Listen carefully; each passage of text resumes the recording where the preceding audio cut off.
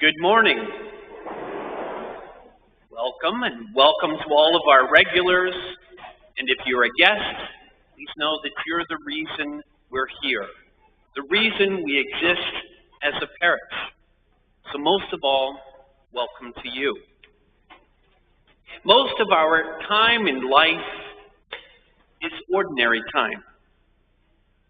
And ordinarily, things in our life are headed in their ordinary direction, their usual direction, which is generally the right direction. But sometimes we need a little adjustment here or there. But then there's other times that we can be headed in the wrong direction. Maybe things are so out of whack in our life that we need a total turnaround. We need a 180-degree turnaround. That can be difficult, dramatic, impressive, or even life-changing. Sometimes a 180-degree turnaround is simply just a change in our thinking or a change in our behavior. Like you're carrying a lot of debt, and you stop spending and get out of debt. Sometimes it's a reversal of fortune. Think winning the lottery or declaring bankruptcy. Or it could be a change in lifestyle. Think about your first child being born. That's a 180-degree change in lifestyle right there. The 180s are always interesting, and oftentimes they come as a complete surprise. And that's the perfect description of Easter Sunday. Easter celebrates our belief in Jesus Christ's resurrection from the dead. 3 days after Jesus was brutally killed, he rose from the dead. Easter is without a doubt the biggest 180 in history. The apostles were Jesus' first friends and followers. And the book in the Bible, the Acts of the Apostles, tells the story of the Acts of the Apostles.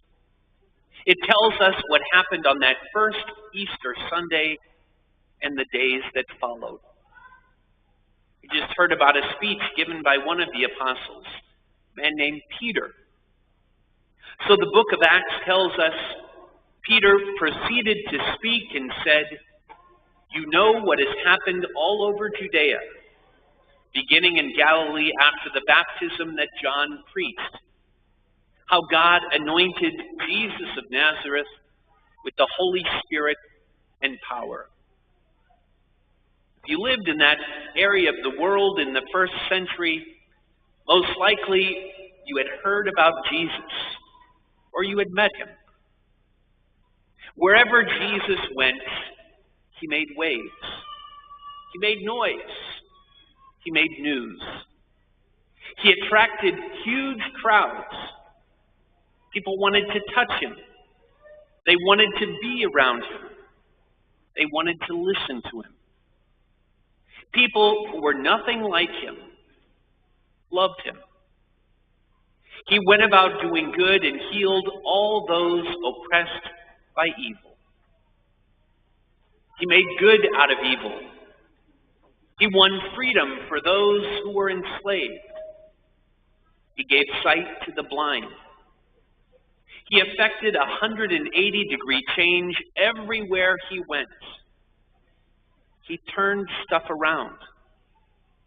That's what he did, and that's what he does. So what does that mean?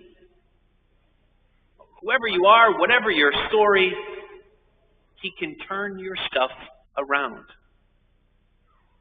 Maybe you're enslaved to an addiction.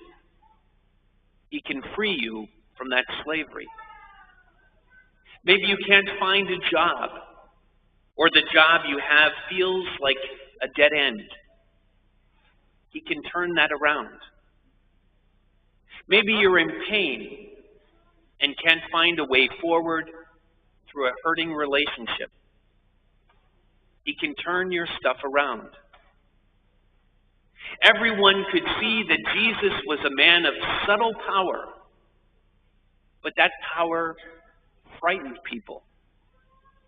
So they killed him. They put him to death by hanging him on a tree. But God did a 180. He changed Jesus' death from failure and defeat into victory and triumph.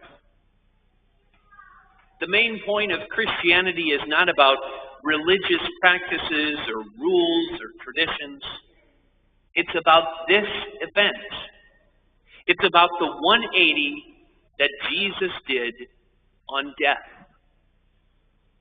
And for us humans, let's face it, death is a problem. The biggest problem of all. With all of our medical advancements and scientific knowledge and study, the mortality rate of human beings in our world still hovers at 100%. But death is not the last word. There's more. Jesus rose from the dead, and he promises that we will too. That's just what he delivers. And everyone who believes in him will receive forgiveness of sins through his name. He's guaranteeing that through Christ we can all do a 180, from guilty to innocent, from lost to saved, from death to life. So today I invite you to turn your life around, to do a 180 as we renew our baptismal promises in a few moments.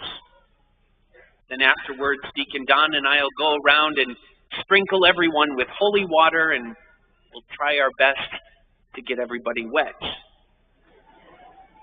That we do that to remind ourselves of the faith we had when we were baptized, or the faith our parents had when they chose to have us baptized. It's that kind of faith that can change your life around.